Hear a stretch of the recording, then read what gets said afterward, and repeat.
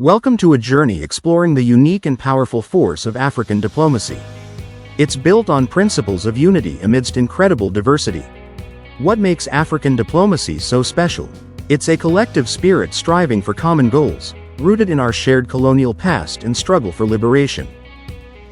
The concept of Pan-Africanism advocates for the political and economic unity of all African peoples, shaping diplomatic efforts today. A key institution embodying this spirit is the African Union, established in 2002, promoting peace, security, and development across the continent. African diplomacy prioritizes peaceful conflict resolution. The O demonstrates commitment to solving challenges through dialogue rather than intervention.